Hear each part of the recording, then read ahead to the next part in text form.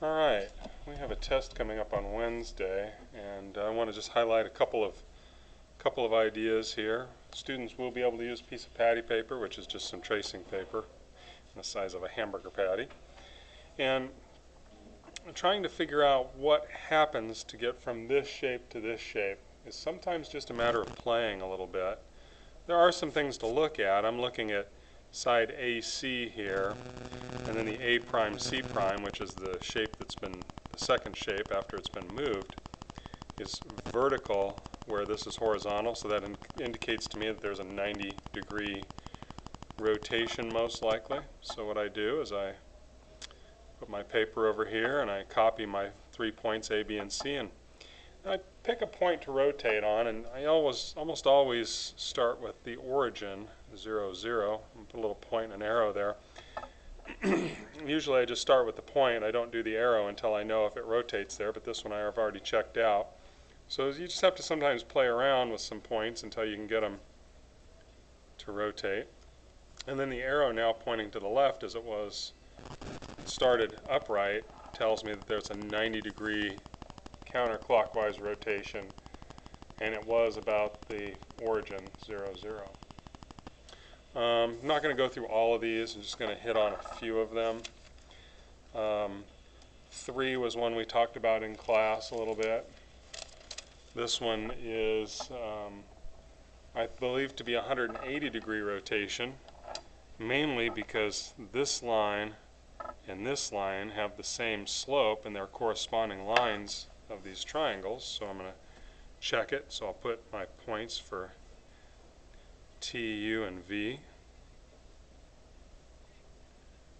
And then I just pick a point that I think it might rotate on. So maybe I try it here and I rotate a little bit and I find that, yeah, it doesn't line up. So I'll go back to my starting point, play a little bit more, pick another point perhaps. I think it'll rotate right here. Yep. And those points then line up, and so I know that that's a 180-degree rotation about, again, the origin. So I'll put a key online with all that written out, but I'm not going to show it over and over again. Number 5 could be a rotation, except the order of the points indicates to me that there's probably a reflection going on here. So to figure out where that line of reflection is, it's like finding the mirror. Connect any 2 points, find a point halfway between them, and use an opposite slope, a 180-degree, or not, sorry, a 90-degree slope. So the slope between W and W prime here is 1. So my slope is up 1 over 1, up 1 over 1 to get from one point to the next. It takes a couple of those steps. The perpendicular slope is what I want, is I flip the fraction, which doesn't change anything, and make it negative. So I'm going to go down 1 over 1, down 1 over 1, and I'm going to take that backwards until I find the y-intercept, which here is at 0, 0 again. That seems to come up a lot on this thing. And so there's my line of reflection. So it is a reflection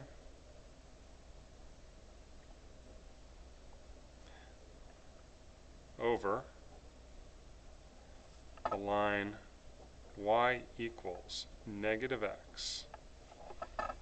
Now, a student could say negative 1x plus 0. That would be just fine, but this is the least that needs to be stated.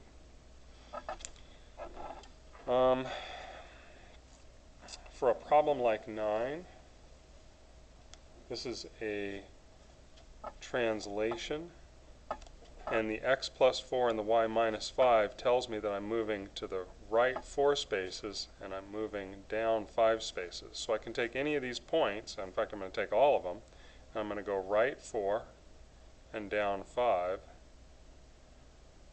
One more. So this would be my W prime, and I go right 4 and down 5,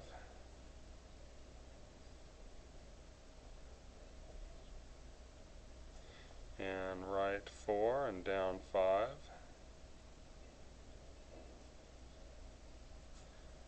So this is my new redrawn triangle. It's just sliding it over 4 and down 5. Okay.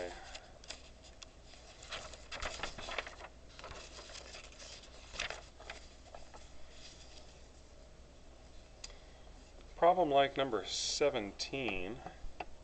Well, let me back up here. Let's look at number 13.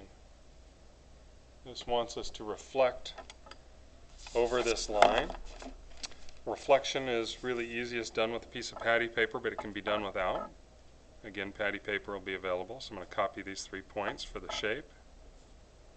You can copy the lines too, but I don't usually mess with that. But what I do want to do is I want to copy this line of reflection. So I'm going to lightly draw this line of reflection, and then I'm going to pick a point on the line that I will be able to find again. So I'm going to line up this y-intercept. And maybe, for the fun of it, I put that point here. So for the reflection to work, what I have to do is I've got to flip the paper over. I can't spin it, it's just a flip. And I line that line of reflection back up with that point. And then here are my translated points. And a lot of times when you make that mark on the patty paper, if you mark it on the back side, it marks your paper here nicely. So you can darken it up. And then I'm going to label those points C prime, B prime, and A prime. Students struggle with that, but once you get the hang of it, it's not too bad. Alright, number 17, how many diagonals does the shape contain? We actually give the equation. What you need to know is that n equals the number of vertices or sides. We'll call it points. So point, point, point, point, point, point. I've got 6 points. So this is just going to be 6 times 6 minus 3 divided by 2.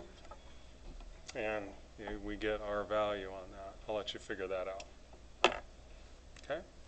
Anyway, that was all I really wanted to go over. There's certainly some other things in here. Distance is going to use the Pythagorean theorem. We'll have some time to go over some questions, but I will put this online with the key to the odds only. So